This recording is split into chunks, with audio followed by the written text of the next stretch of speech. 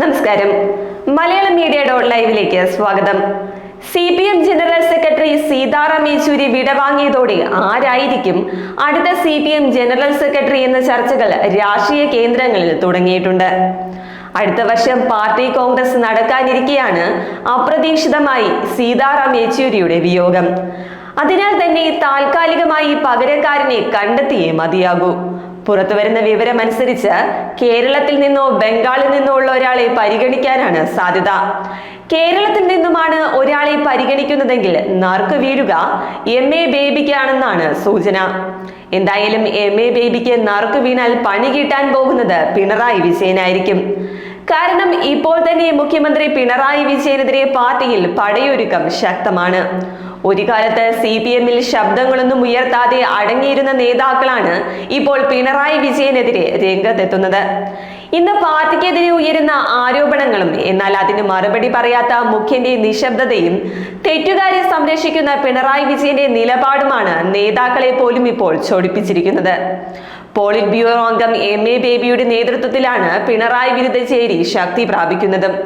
മുൻ ധനകാര്യമന്ത്രി Thomas Isaac, P Jayarajan, KK Shailaja, Swaraj എന്നിവരും ബേബി പക്ഷത്തോടൊപ്പമുണ്ട്. അതോടൊപ്പം മന്ത്രിമാരിൽ MP രാജേഷും P രാജീവും ബേബി ചേരിയോട് അടുത്തു കഴിഞ്ഞുവെന്നാണ് ലഭ്യമാകുന്ന വിവരം. കൂടാതെ എങ്ങോട്ട് വേണമെങ്കിലും ചായാമെന്ന അവസ്ഥയിലാണ് മുഖ്യന്റെ ചങ്കായ ധനമന്ത്രി KN ബാലഗോപാലും. അതിനാൽ തന്നെ CPM ജനറൽ സെക്രട്ടറി സ്ഥാനം MA ബേബിക്ക് ലഭിച്ചു കഴിഞ്ഞാൽ പണി കിട്ടുക പിണറായി വിജയന് തന്നെയായിരിക്കും. അതേസമയം ബംഗാളിൽ നിന്നുള്ള മുഹമ്മദ് സലീമിനും നറുക്ക് വീഴാനുള്ള സാധ്യത തള്ളിക്കളയാനാകില്ല. അതോടൊപ്പം യെച്ചൂരിയെ പോലെ തന്നെ കേരളത്തിനും ബംഗാളിനും പുറത്തു നിന്നുള്ള ഒരാൾ എത്താനുള്ള സാധ്യതയും തള്ളിക്കളയാനാവില്ല. എന്നാൽ 3 തവണ ജനറൽ സെക്രട്ടറി പദം അലങ്കരിച്ച പ്രകാശ് കാരാട്ടിന് ഇനിയൊരു ഊഴം ഉണ്ടാവില്ല. കൂടാതെ ബൃന്ദ കാരാട്ട്, മണിക് സർക്കാർ എന്നീ ദേശീയ നേതാക്കൾക്ക് 75 വയസ്സ് പ്രായപരിധിയും പിന്നിട്ടു. അതിനാൽ തന്നെ കേരളത്തിൽ നിന്നൊരാളെ പരിഗണിച്ചാൽ MA ബേബിക്കാണ് സാധ്യതയേറെയുള്ളത്.